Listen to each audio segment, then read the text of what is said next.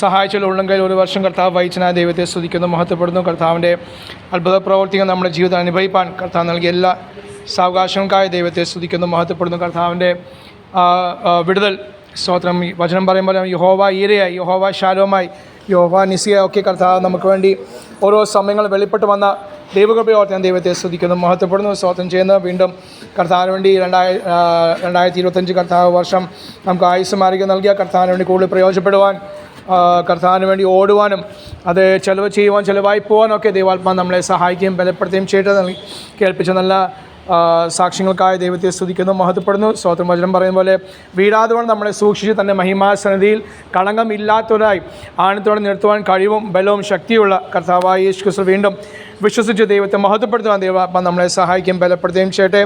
ഞായറാഴ്ച പറഞ്ഞ വചനം തന്നെ സ്വന്തം ദൈവത്തിന് ആത്മാവ് അത് പുതിയ വർഷത്തിന് വേണ്ടി എനിക്ക് നൽകിയിരിക്കുന്നത് അത് ദൈവസഭ വീണ്ടും ഞാൻ പ്രസ്താവിപ്പാൻ ആഗ്രഹിക്കുന്ന വേറൊരു വചനം ഞാൻ ഇങ്ങനെ കുറേ അവിടെ ഇവിടെ നമുക്ക് വാക്യങ്ങൾ ചിന്തിച്ചുവെങ്കിലും സ്തോത്രം അത് ആ വാക്യം വചനം തന്നെയാണ് കർത്താവിനെ ആത്മാവ് ഓർമ്മിച്ച്. മാത്രമല്ല ഇവിടെ വന്നപ്പോൾ പാസ്റ്റർ സംഗീതത്തിൽ നിന്ന് പൗലോസിൻ്റെ ആ അവസാന യാത്രയുള്ള ആ കാര്യം ഓർപ്പിച്ചപ്പോൾ അപ്പോൾ എനിക്ക് ഉറപ്പായി അതന്നെ വാക്യം. സ്തോത്രം. നിസ്സാരം ഞായറാഴ്ച പറഞ്ഞ ആ എളുപ്പമുള്ള വാക്യമാണ് വളരെ. എന്നാൽ അതിൻ്റെ ആഴം ഈ ദിവസങ്ങൾ, ഈ 1-2 ദിവസങ്ങളായിട്ടാണ് ഞാനും അത് അനുഭവിക്കും മനസ്സിലാക്കാൻ സാധിച്ചത്. പൗലോസിനോട് കർത്താവ് പറഞ്ഞ എൻ്റെ കൃപ നിനക്ക് മതി.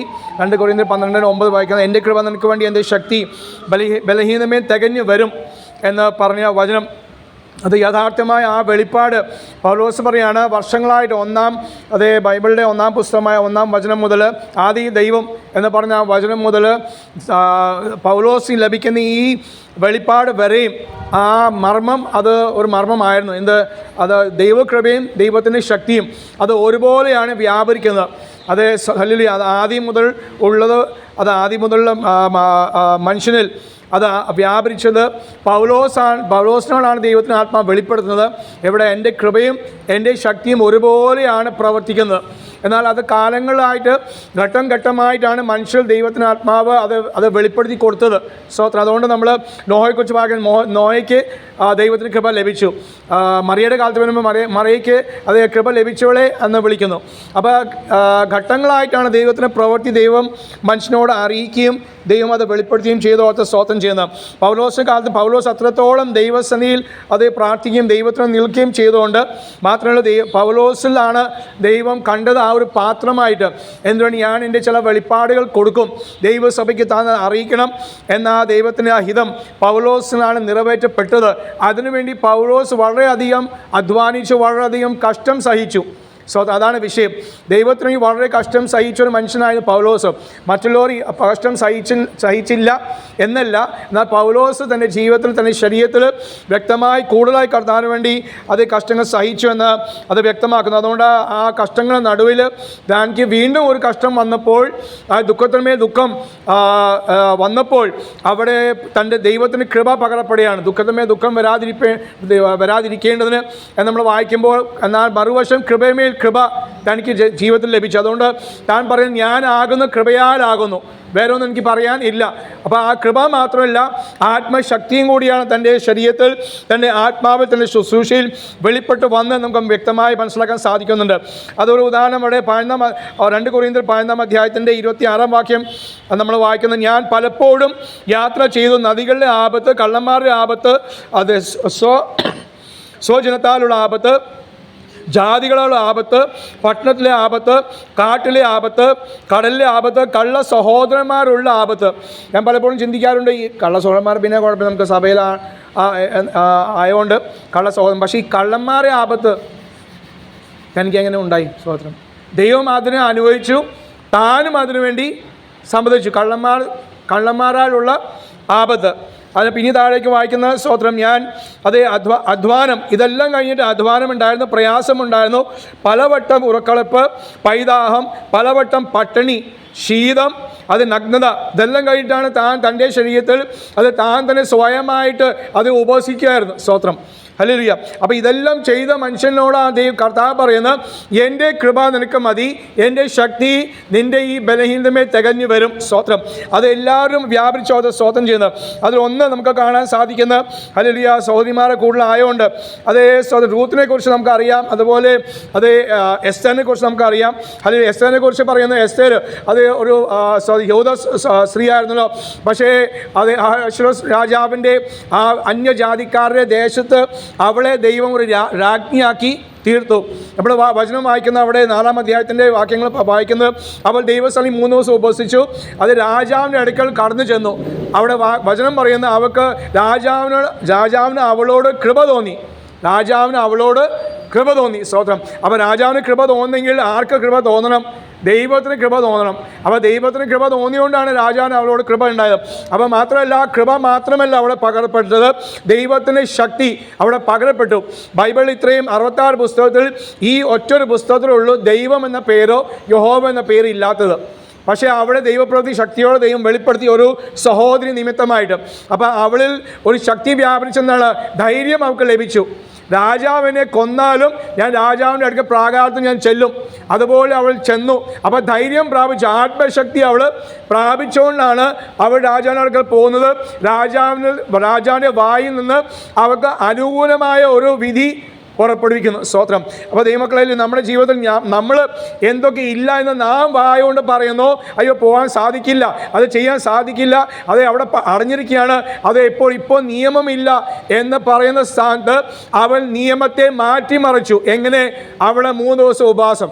അയ്യോ ഉദാഹരണം പറഞ്ഞോളൂ. സ്തോത്രം. പക്ഷെ അവളത് മടിച്ചപ്പോൾ മൊർദെഖായി അവളെ പറയുന്നു, ഭീഷണിപ്പെടുത്തി. ശരിയൊരു ഭീഷണിയാണ്. പിതാവിൻ്റെ സ്ഥാനത്ത് താൻ പറയാണ്, നീ ഈ സമയത്ത് മിണ്ടാതിരുന്നാൽ ഇസ്രായേൽ യഹൂദന്മാർക്ക് വേറെ സ്ഥലത്ത് നിന്ന് ഉദ്ധാരണം വരും. പക്ഷെ നീയും നിൻ്റെ അവിടെ കുടുംബത്തിൽ ഒറ്റ മനുഷ്യനുമില്ല, ആകെ മനുഷ്യൻ ഉള്ളത് ഈ മൊർദെഖാ. പക്ഷേ ഈ മൊർദെഖാ പറയാണ്, നീയും നിൻ്റെ കുടുംബം പൃഥുഭവനും നശിച്ചു പോകും, ഉദ്ധാനത്തിന് വേണ്ടി ദൈവം വേറൊരു മനുഷ്യനെ എഴുന്നേൽപ്പിക്കും. അതുകൊണ്ട് നീ അതിനായിട്ടല്ലോ ഞാൻ നിന്നെ വളർത്തിയത്, നിന്നെ അതേ പഠിപ്പിച്ചത്. ഹല്ലേലൂയ. അതിനു വേണ്ടിയാണ്, അതേ ദൈവജനത്തിന് രക്ഷയ്ക്ക് വേണ്ടി. അതുപോലെ തന്നെ ആ സഹോദരിമാരെ, ദൈവമക്കൾ, നമ്മുടെ ജീവിതം 2025 കർത്താവ് നൽകിയാൽ, ദാനമായി നൽകിയാൽ ഒരു ആത്മാവിന് വേണ്ടി ആയിരിക്കും. ആ ഒരു ആത്മാവിൻ്റെ ഉദ്ധാരത്തിന് വേണ്ടി നമുക്ക് അതേ നമ്മുടെ സ്വയ ജീവിതം വെക്കേണ്ടി വരും. സ്തോത്രം. അവൾക്കറിയാം, അത് രാജാവിൻ്റെ അടുക്കൽ പോയാൽ രാജാവിന് ഇഷ്ടപ്പെട്ടില്ലെങ്കിൽ അപ്പോൾ തന്നെ തലവെട്ടും. പക്ഷേ ആ നിയമത്തെ ഭയപ്പെടാതെ ദൈവസന്നിധിയിൽ അവൾ ശക്തിയോടെ നിന്നു എന്ന് വചനം നമ്മളെ പഠിപ്പിക്കുന്നു. അതിനോട് ചേർന്ന് തന്നെ റഹാബിനെ കുറിച്ച് നമ്മൾ വായിക്കുന്ന അത് യോശുവയുടെ പുസ്തകം 2-ാം അധ്യായം 9-ാം വാക്യം എന്നാ തോന്നുന്നത്. വാക്യം മറന്നുപോയി, ഞാനത് വേദത്തിൽ വായിച്ചിരിക്കാം. റഹാബ് ഈ 2 അതേ ദൂതന്മാരോട് വന്ന് അവൾ സാക്ഷ്യം പറയാണ്, ഞങ്ങൾ നിങ്ങളുടെ ദൈവത്തെക്കുറിച്ച് കേൾവിയുള്ളൂ. അവൻ്റെ അതേ സ്തോത്രം 2-ന്റെ റഹാബ് 2-9 യഹോവ ഈ ദേശം നിങ്ങൾക്ക് തന്നിരിക്കുന്നു, നിങ്ങൾക്കുള്ള ഭീതി ഞങ്ങളുടെ മേൽ വീണിരിക്കുന്നു. ഈ ദേശത്തിലെ നിവാസികൾ എല്ലാവരും നിങ്ങളുടെ നിമിത്തം ഉരുകിപ്പോകുന്നു എന്ന് ഞാൻ അറിയുന്നു. ഈ സ്ത്രീ പറയാണ്, ഞാൻ ചില കാര്യം അറിയുന്നു. അവളുടെ ജീവിതത്തിൽ അനുഭവിച്ചിട്ടില്ല, ദൈവത്തെ കണ്ടിട്ടില്ല, ദൈവത്തിൻ്റെ പ്രവൃത്തി അവൾ കണ്ടിട്ടില്ല. അതേ സർവശക്തനായ ദൈവം ഇസ്രായേൽ മക്കൾക്ക് 30 ലക്ഷം ജനത്തിന് വേണ്ടി അത് ചെങ്കൽപ്പാത ഒഴുക്കിയത്, അവളൊന്നും അത് കണ്ടില്ല. പക്ഷെ കേൾവി. അവൾ പറയാണ്, എൻ്റെ ജനത്തിൻ്റെ മനസ്സ് ഉരുകിപ്പോയി, എൻ്റെ രാജാവിൻ്റെ അവരുടെ പട്ടാളക്കാരുടെയൊക്കെ മനസ്സ് ഉരുകിപ്പോയി. എന്ത് കേട്ടിട്ട്? യഹോവയായ ദൈവം, ഇസ്രായേൽ മക്കൾക്ക് വേണ്ടി ജീവിക്കുന്ന ദൈവം പ്രവർത്തിക്കുന്നു എന്ന് അവൾ അത് അറിഞ്ഞു എന്നാണ് പറയുന്നത്. 10-ാം വാക്യം അതിലും വിശേഷമായ വാക്യമാണ്, നിങ്ങൾ മിസ്രയീമിൽ നിന്ന്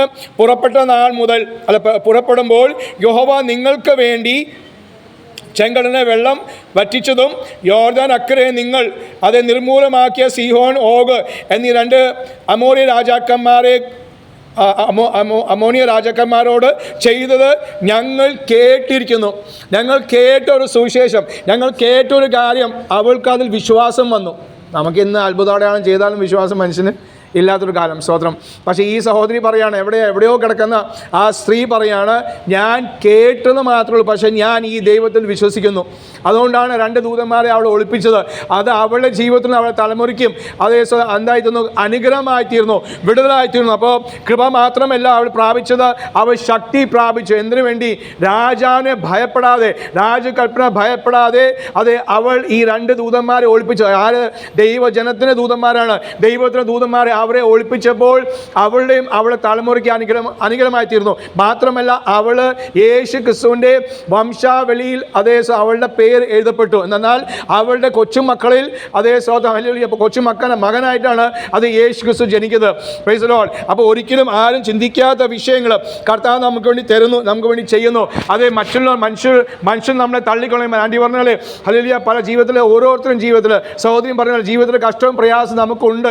എന്തിനു വേണ്ടിയാണ്? അതാണ് പൗലോസ് നമ്മളെ പഠിപ്പിക്കുന്നത്. തനിക്ക് ലഭിച്ച വെളിപ്പാട് കഷ്ടമുണ്ട്, ഭാരമുണ്ട്, പക്ഷേ ഹല്ലേലൂയ അതിന് കൂടി അതേ ദൈവകൃപ പകരപ്പെടുന്നു, ആത്മശക്തി പകരപ്പെടുന്നു. സ്തോത്രം. അത് ക്രിസ്തീയ ജീവിതത്തിന് മാത്രമുള്ളൂ. യഹൂദന്മാർക്ക് ഈ കഷ്ടത പുച്ഛമാണ്. കാരണം അവർ ചിന്തിക്കുന്ന കഷ്ടം, പാപം ചെയ്താൽ കഷ്ടം വരും, പാപം ചെയ്താൽ രോഗം വരും. അത് ഒരു വശം ശരിയാണെങ്കിലും പഴയ നിയമത്തിലും അത് എലീശയെക്കുറിച്ച് എലീശ പ്രവാചകൻ അതേ ഇരട്ടി ശക്തി പ്രാപിച്ച മനുഷ്യൻ ദീനം പിടിച്ചാൽ മരിക്കുന്നത്, രോഗം പിടിച്ചാൽ മരിക്കുന്നത്, അങ്ങനെ പലരും. സ്തോത്രം. അപ്പം അത് ചില ഉദാഹരണങ്ങൾ. പക്ഷേ പുതിയ നിയമത്തിൽ വരുമ്പോൾ യേശു തന്ന മാർഗം ഇത് ഇടുക്കവും ഇറക്കമുള്ള മാർഗമാണ്.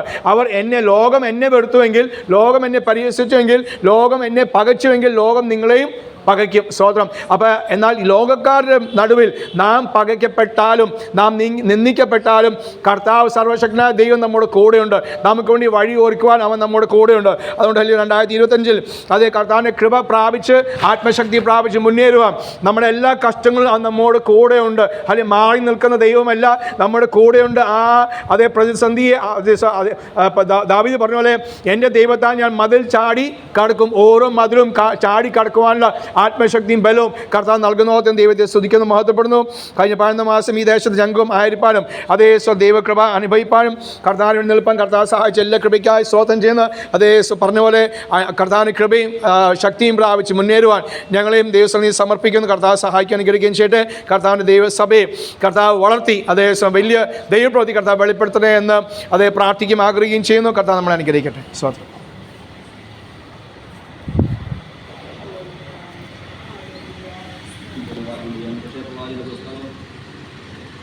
Al